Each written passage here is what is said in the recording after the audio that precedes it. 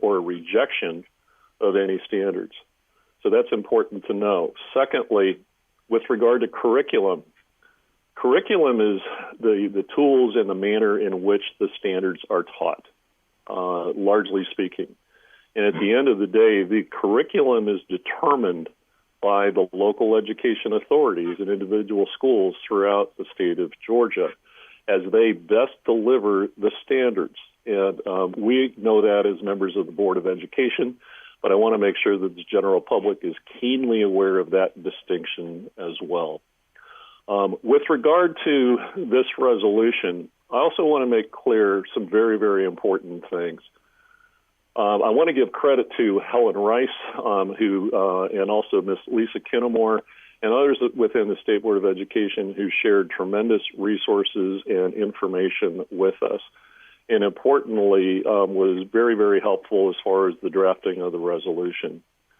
One thing the resolution does not do, the resolution does not, for example, create a situation where we are looking at individuals differently. At the end of the day, the resolution is something that we want to look at all individuals essentially the same. And then importantly, with regard to this, it does not mention critical race theory per se. Okay, this is not something that is going directly after critical race theory. What it is trying to do is draw the distinction between divisive ideologies and finding their way into standards. And this is really just kind of a foundational statement more so than anything else.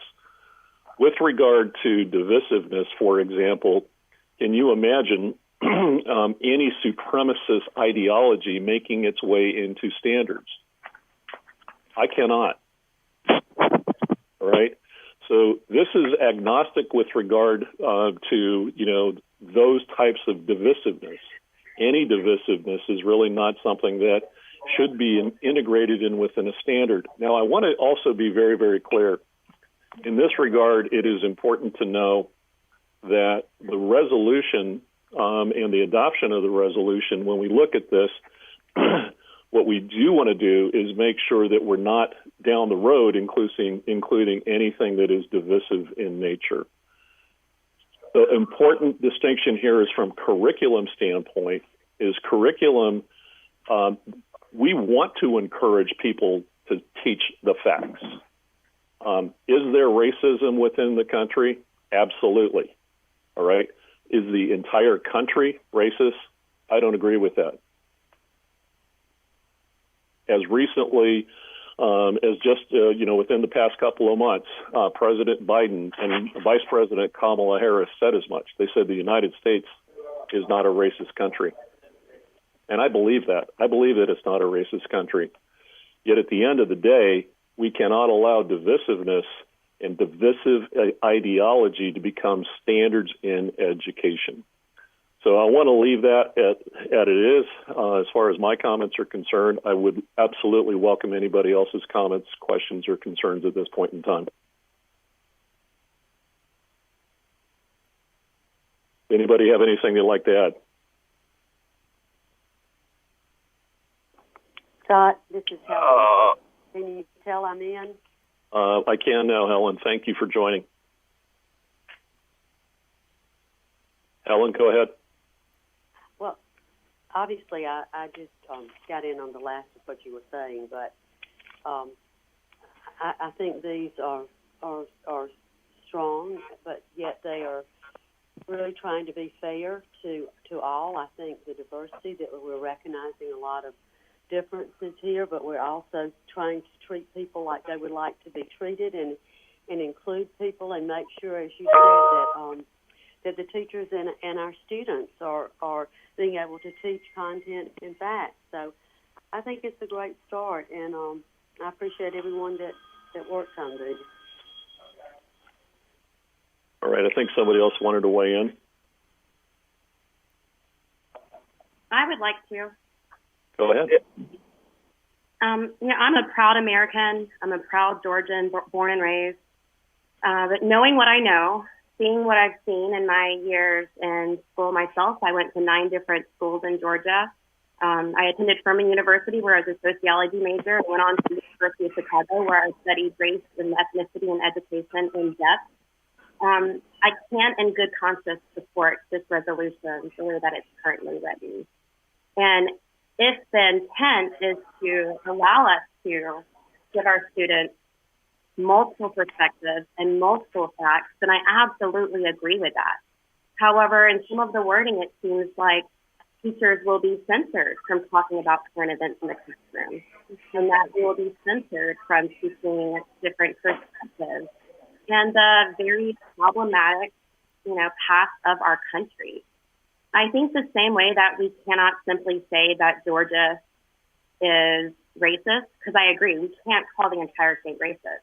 I think it's equally as problematic to categorically state that Georgia is not racist, right? For one, just for a few different reasons. For one, I think that this resolution could highlight a lack of informed decision-making on our part. We absolutely cannot ignore the extensive research in the field of the systemic barriers that exist in our country, within housing, within law enforcement, and yes, also in education. If you haven't yet read some of the very well-researched and highly regarded researchers in this field, I encourage you to. We should not make a decision without having read, for example, Dr. Bettina Love's We Want to Do More Than Survive. We can't ignore the facts that she prevents. Similarly, my job is to represent teacher voices. And for one, I have not been in a single classroom or spoken to a single administrator or teacher who believes that our job is to brainwash students or to present one side. That's just not true. We present multiple sides. And every good teacher knows that real learning comes when students are constructing their own knowledge. And that means giving our students all of their resources, allowing them to tackle difficult conversations in the classroom. And that includes current events. I really worry that not being allowed to discuss current events could be damaging, not only to our future as a state, but also to our students' own identities. We simply cannot disregard the lived experiences of our students and our teachers. And I want us to trust teachers. This resolution feels like we're saying we don't trust our educators to do the right thing and to teach patriotism. And I don't think that's true. Furthermore, every single email that I have received, every single direct message, every comment on social media has been opposed to this resolution. I can further say that after traveling the state and speaking with our state's top leaders in education over the last 2 years, guess what the most important topic has been? Equity. When they reach out to me to speak, they want me to speak on equity. Even I presented for the Georgia Department of Education Summer Reading Institute last year, and they had me present on using culturally relevant pedagogy and practices of socio-emotional learning to teach novels. Furthermore, I think that we need to empower our students. Students of all backgrounds deserve to see the multiple and the difficult, problematic facets of our history. A very intelligent Caucasian high school student reached out to us, and in his email, he identified multiple cases of racism happening in his school. This past week, one of that school's teachers resigned because they were disciplined for not shutting down a child who wanted to talk about racism in the classroom. That's not right. We have to empower our students and build a better future. So, in sum, I absolutely am proud to be a Georgian, and no, I do not think that racism exists across the entire state, but to categorically say that and declare that we're not a racist state flies in the face of all of the research that I've been taught and that I look at. It flies in the experiences of our educators and of our students. And personally, I believe that making our classroom a space that's open to having these difficult conversations is the best way towards building compassionate students, strong citizens, and really preparing Georgia's future for the better. Scott, can I? Helen, hang on just a second. And I really, really appreciate your comments, Tracy. Thank you very much. I want to be very clear about something here, too. This resolution does not prohibit anybody from teaching anything. This is not a rule. Okay, this is not a rule. This is a resolution. This is a belief statement more so than anything else, or an affirmation. Now, one of the charges that we have here is, at the end of the day, potentially considering some kind of a rule down the line, which would involve work amongst all of the board members. And Tracy, your feedback as well to be included in that as an ex officio member of the board. I mean, we want and value your opinion. But I want to make it very clear that this resolution today doesn't put the brakes on anything that is already occurring in the classroom. Okay, and that's a really, really important distinction. And I know some people are looking at it in this vein. The most important thing and the work that we have before us is from this, we'll call this a foundation statement, what type of rule might we consider or rules might we consider in part, in whole, of any kind?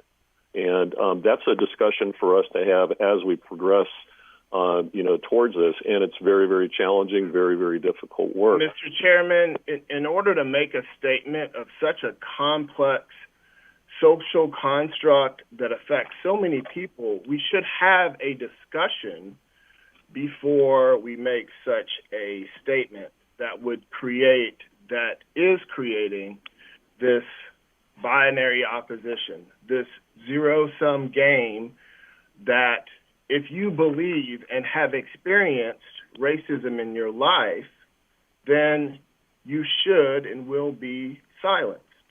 That's extremely disappointing to me in a state that has standards that say develop claims and counterclaims fairly, thoroughly, supplying the most relevant evidence for each while pointing out the strengths and limitations of both in a manner that anticipates the audience's knowledge level, the concerns, values, and possible biases. For those of you on the board that have reached out to me at different times and had a conversation about this, I want to thank you. But for similar reasons, and we talk. I've served on this board a long time, and we place value in teachers' experiences. And I want to thank the teacher on this board for pulling out what was in my heart and my head. And thank you for saying it. My disappointment with this resolution is not only didn't we discuss it, but the impact that it will have on achievement, on motivation. And Scott, you did speak about what our role is. Our role is governance. Our role is quality, execution of policy in conjunction with the Department of Education. The statement, when I read it, made me feel like I didn't belong, because it excused the existence of racism in my life, in my two children's life that you've met, and the millions of families that it affects.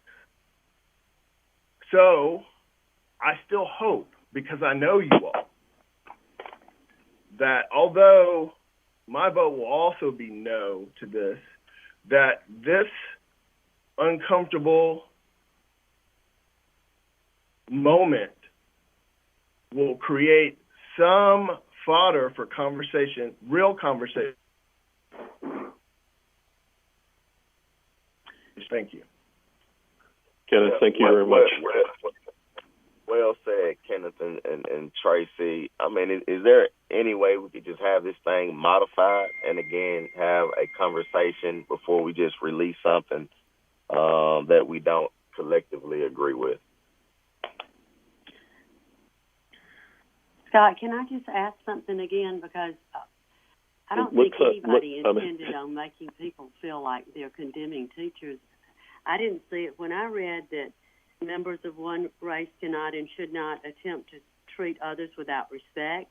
An individual's moral standing or worth is not necessarily determined by his or her race.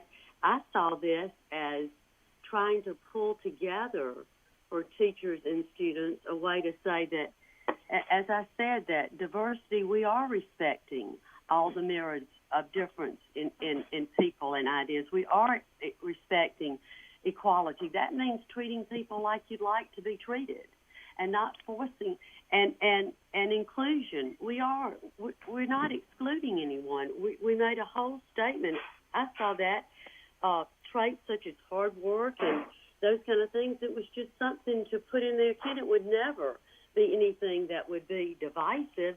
That I saw it was to help teachers and students understand that there's certain things that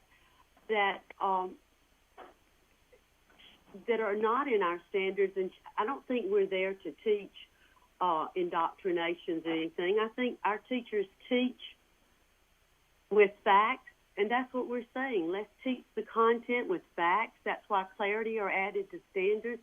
I just didn't see it that way, and I'm sorry if you did, because I respect you, and and Tracy, I respected what you said. I just saw it as a great way to come up with.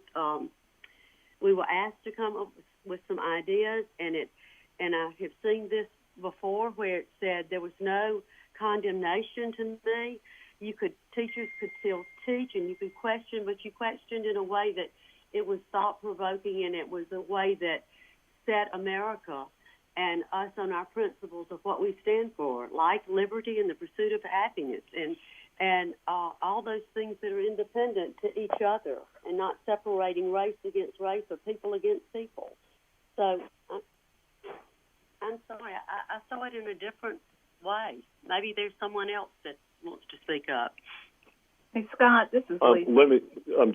Lisa, just a moment. I want to get back to Leonte's question.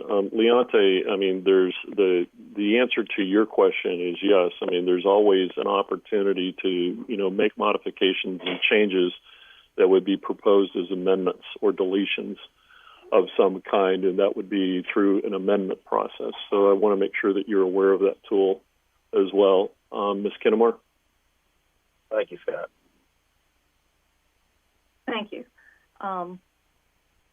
I, too, also do not think that this is a racist country.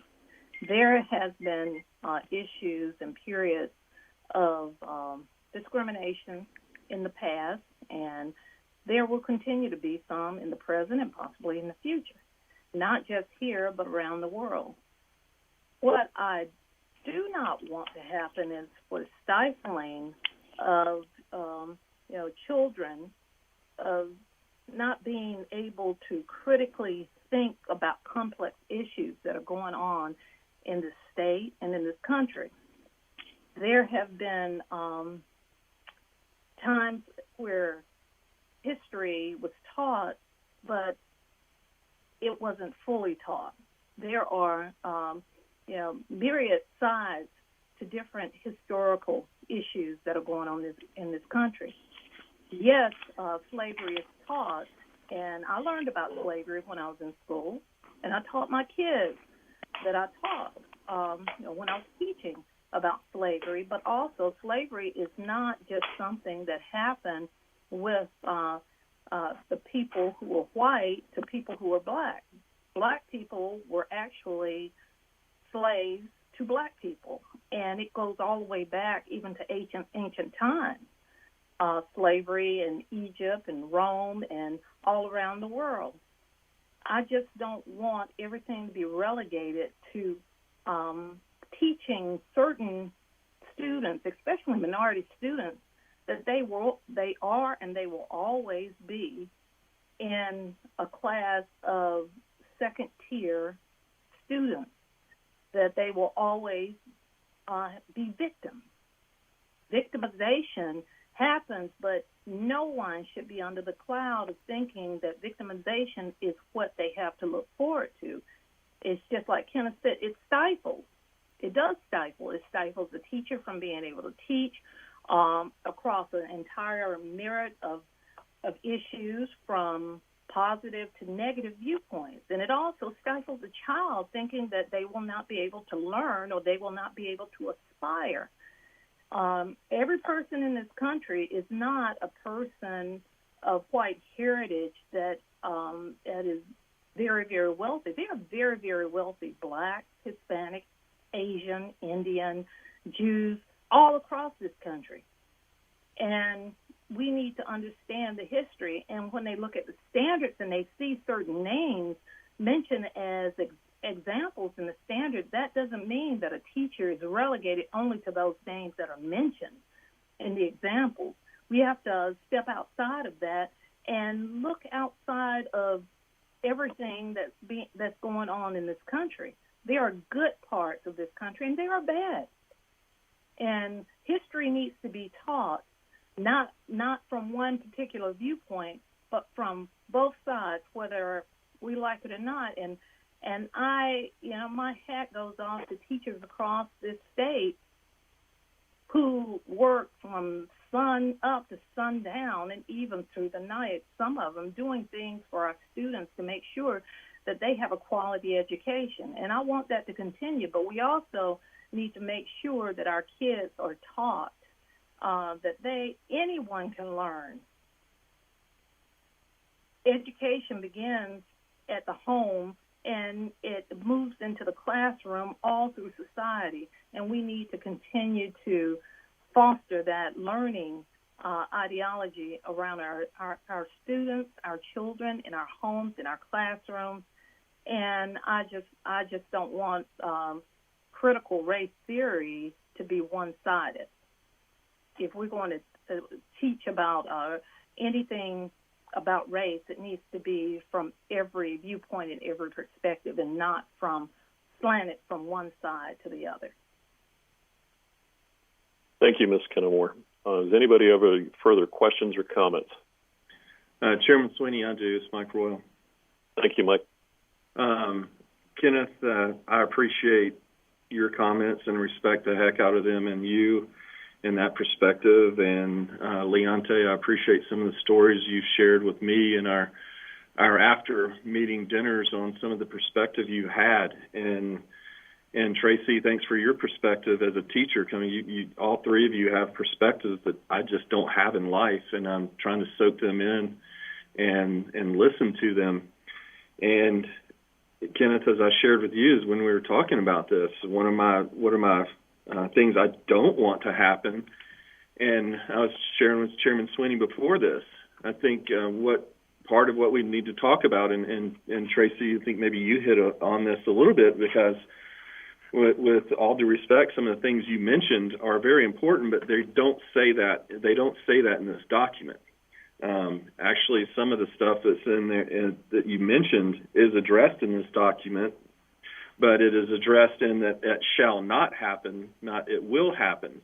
But when you're reading it through the lens and reading between the lines, which I don't normally do, but I get that this is why, because your perspective does happen, we need to make sure that we don't send a message intentionally or unintentionally that culturally appropriate pedagogy that celebrates, identifies, and encourages the contribution to our country and our rich history of African Americans, Hispanics, whatever group, can't be taught or shouldn't be taught, and not even beyond that, shouldn't be celebrated in Kenneth, your daughter's classrooms and any of that. It shouldn't do that.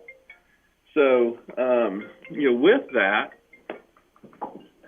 with that, I mean, because our genuine American history is rich of stories, achievements, and sacrifices, and of all peoples of all colors and all backgrounds that they've made. And I believe what we should be doing in the classroom is teaching a genuine history. Then we should be talking about and striving for excellence.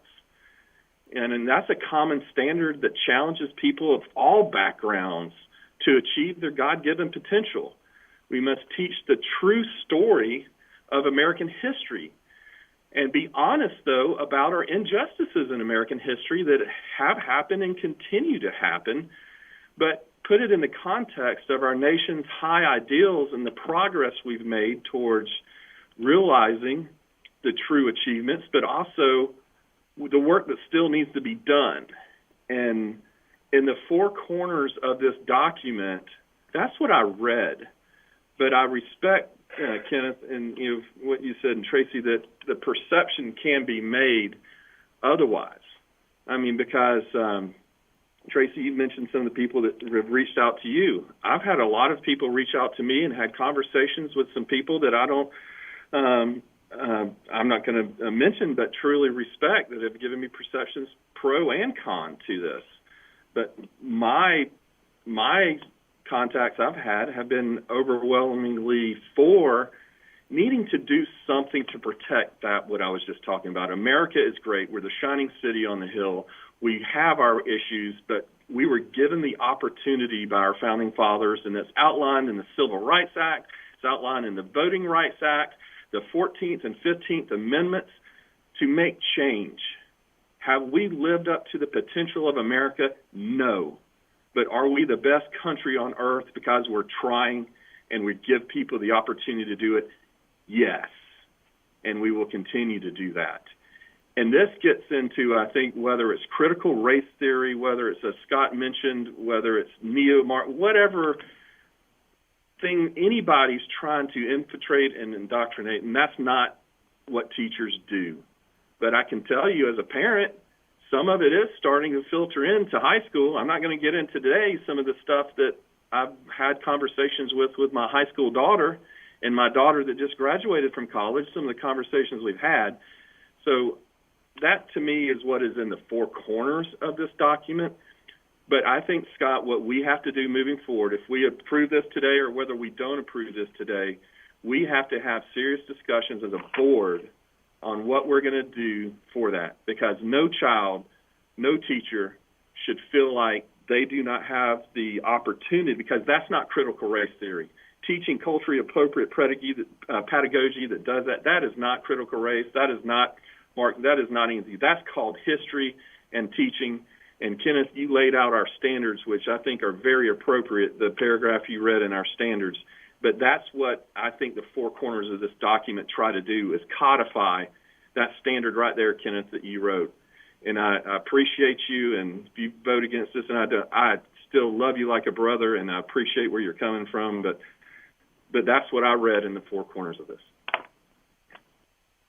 Thank you, Mr. Royal. Are there any other comments or questions at this point in time? Scott, this is Stan. Can you hear me okay? No, we can. Thank you, Stan. I've struggled with this a lot, although I want to give a lot of credit to the people that did work on this, because I do agree that it's tried to walk a very, very difficult path. And I don't want anything that this board does to have a chilling effect on teacher autonomy in the classroom and their ability to interact with their students. And I certainly don't want to restrict their rights as individuals or as professionals. Nor do I want to see this have a chilling effect on the discussions that we need to be having in our classrooms with our children. My reading, I looked very, very carefully in this resolution, and I will agree that there might be some changes that could be made that won't affect the overall tone of the document, and I'd be open to some further discussion or deliberation about some minor revisions or some other revisions.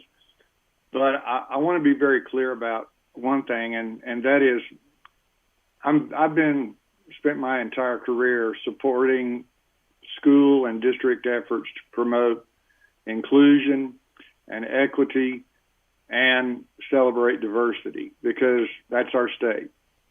And I don't want to be a part of any initiative that has a chilling effect on the efforts of school districts or schools to talk about inclusion and talk about equity.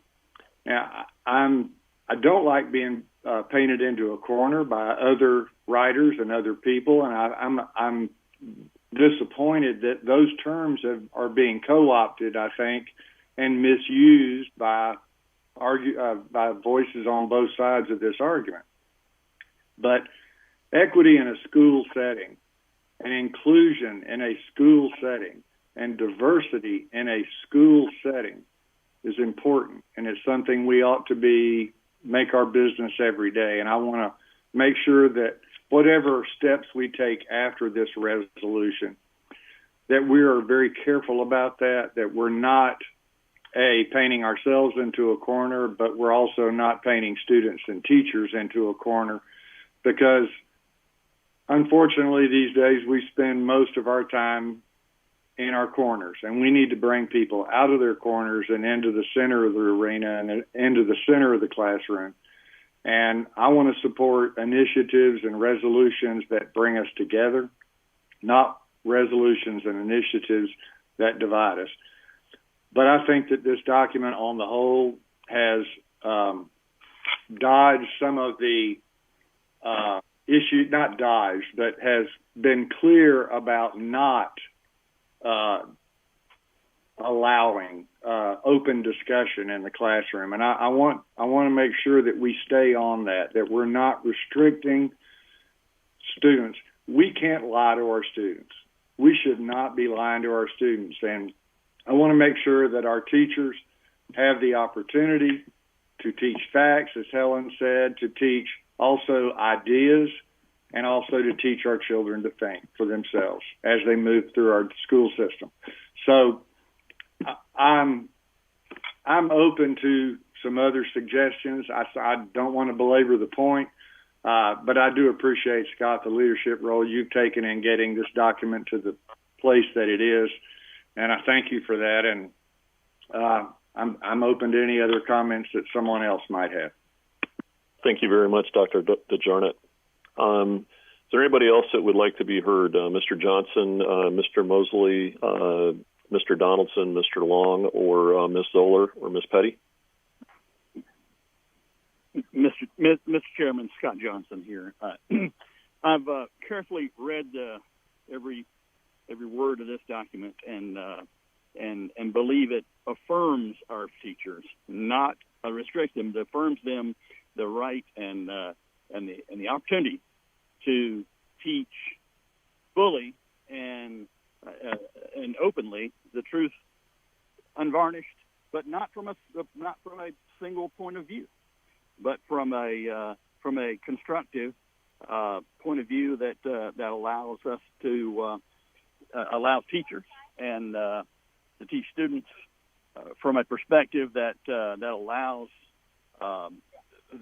for different viewpoints, but it doesn't restrict teachers to one viewpoint. And I know we all see this as through our own lens, and I can appreciate that. I appreciate everyone on this call and your perspective. I've tried, as we all hopefully do, to not look at it just from my lens, and just to say, if this were 1964, would I support this just as equally as I believe this resolution is a good resolution today? And I've come to the answer that I would, because things have changed in our country since 1964.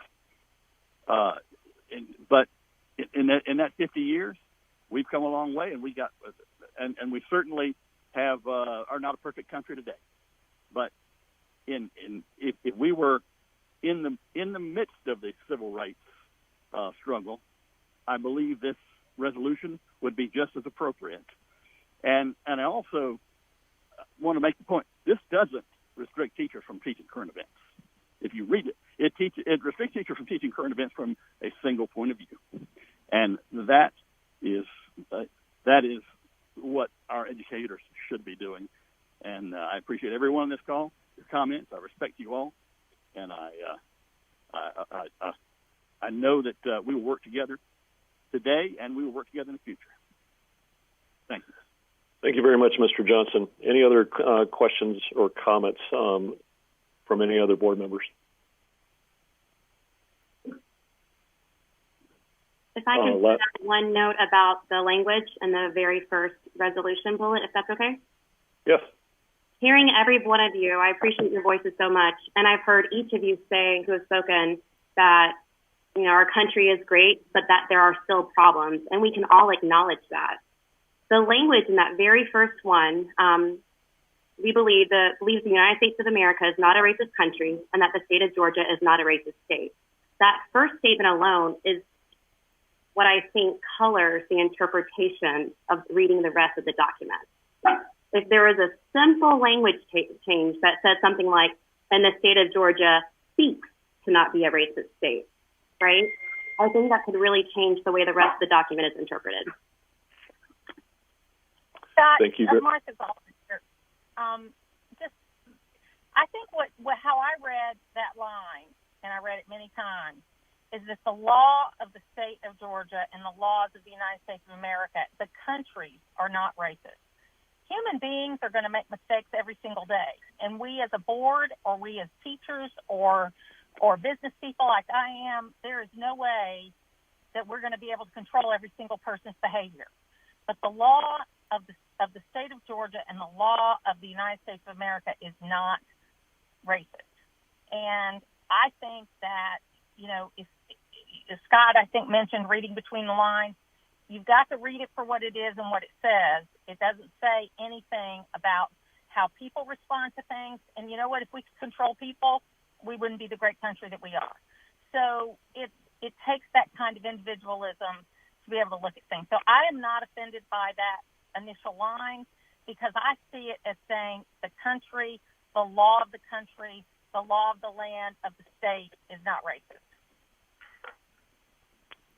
Thank you, Ms. Zoller. Any other questions or comments? Okay. Hearing none, the chair will now call for a vote on the resolution. I'm going to do Sweeney, if we're done yes. with comments, there is Helen, I believe, a housekeeping or scrivener's error in it. Yeah. Actually, and Mike, I think I have those. As a matter of fact, number one, the line below where it says now therefore be it resolved that the word we should be stricken and the word the State Board of Education. So capital the, that should be a change. And then further down in paragraph number 11, the reference number should be changed from 6 to 5 and from 11 to 10. And then in paragraph 13, the reference numbers there should be changed from 5 to 12. I'm sorry, from 6 to 5 and from 13 to 12. Is that correct, Mike? That is correct. And then the only other thing that's not a scrivener's error, but I believe it was put in there, is in section 5. In the second sentence, it says, where it says, for employee to adopt or believe any of the following concepts, I would make here's what I'll make the motion to adopt, to change the resolution with your aforementioned thing, and also in line number 5, or section number 5, line number 2, to strike or believe, because I don't believe we can tell anybody what they can or can't believe, that it just says, or employee to adopt any of the following concepts, and strike to believe in that. That would be the only other changes, the only change other than the others that I would maybe ask to make. Mr. Royal has proposed that as an amendment. So the amendment would be the adoption of the resolution with the following changes being the line before the now, therefore be it resolved that, where it says we, the state board, would be changed to the State Board of Education for the state of Georgia. The next item would be in paragraph 5, the second line, to strike the word or believe. The next change would be in paragraph 11, The number references there would be changed from 6 to 5, and then from 11 to 10. Yeah. And then in paragraph 13, the reference numbers would be changed from 6 to 5 and from 13 to 12. Correct. All right, so that is the motion. Is there a second? Mr. Chairman, Scott Johnson, I second it. All right, we'll take Mr. Johnson as a second. So I have Mr. Royal as a first on that amendment, and I have Mr. Johnson as a second. So we're voting on the changes to the resolution first. So all those in favor? Actually, I'll tell you what, I'm going to go through the roll. So Mr. Johnson? Yes. Mr. Royal? Yes. Mr. Mason? Mr. Mason? Mr. Mosley? Kenneth, I'm sorry, was that a no? Yes, but is there any discussion on this, or is that gone by? Dr. Mosley, thank you for the housekeeping as our parliamentarian. And my apologies for not entertaining the discussion. Yes, are there any questions or comments? Well, this may be a little after the fact. I've tried to listen very carefully to the viewpoints of everybody.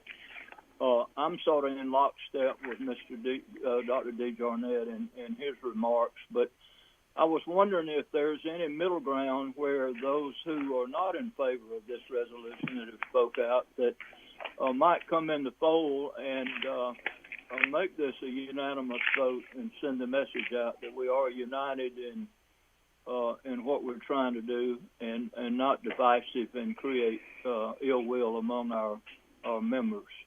Okay, Dr. Mosley, let's do this first. Let's go ahead and, because I understand where you're coming from, this is only a motion to approve the changes right now. So once we make those changes, we'll still back out and have an opportunity because we're still in discussion. That's fine. Okay. Are there any questions or comments relative to the changes that have been proposed by Mr. Royal? Okay, hearing none. I have already called for the vote, and I have a yes for Mr. Johnson. Is that correct?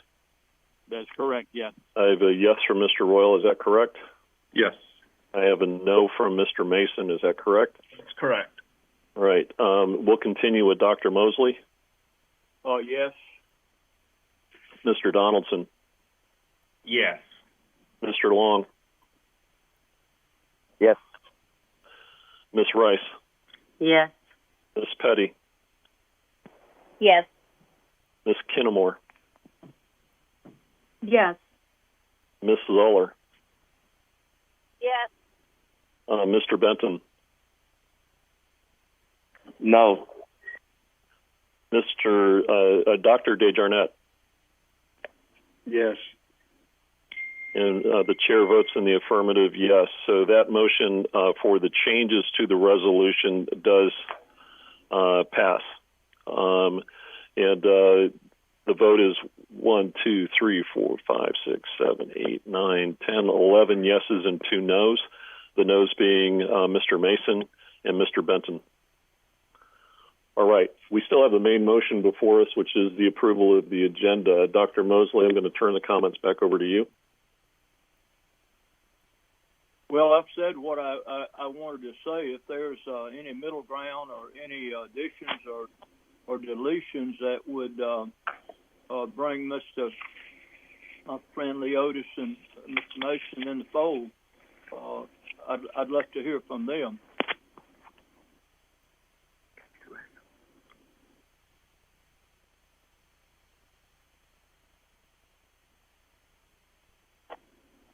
Does anybody have a response to Dr. Mosley?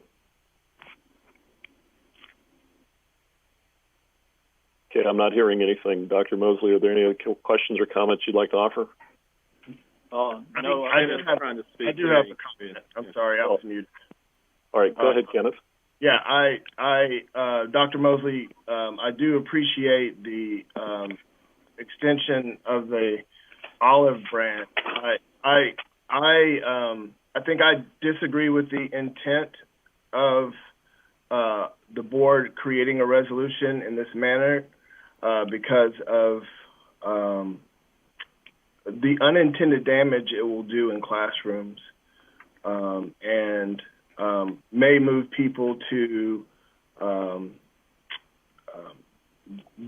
making decisions around conversations that impact students and teachers' lives irrelevant.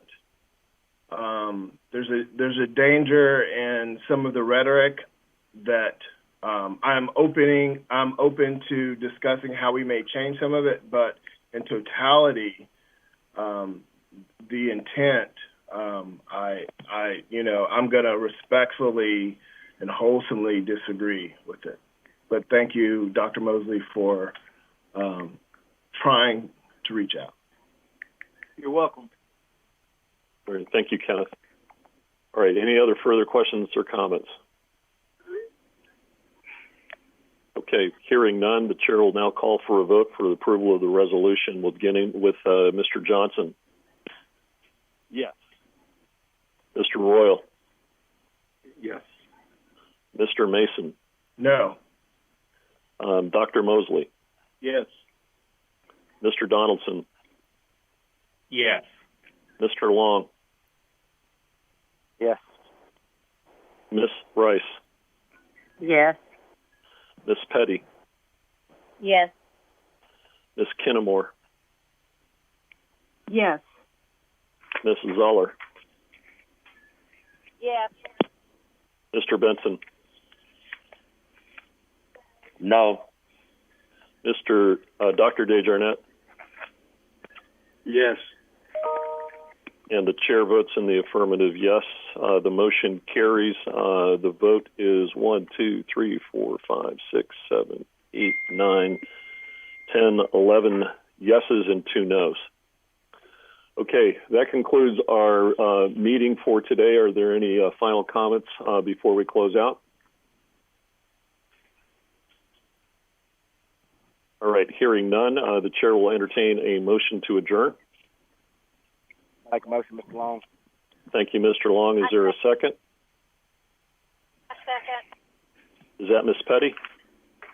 Ms. Zoller. Thank you, Ms. Zoller.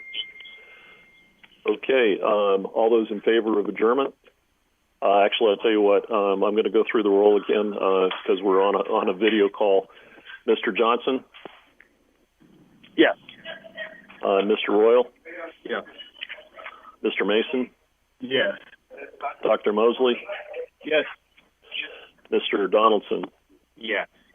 Mr. Long? Yes, from Fort Carson, Colorado. Thank you, sir. Miss Rice? Yes. Miss Petty? Yes. Miss Kinnamore? Yes. Miss Zoller? Yes. Mr. Benton? Yes. Dr. Desjarnette? Yes. Sorry, Stan. And the chair votes in the affirmative as well. Thank you all for your time today. This meeting is adjourned.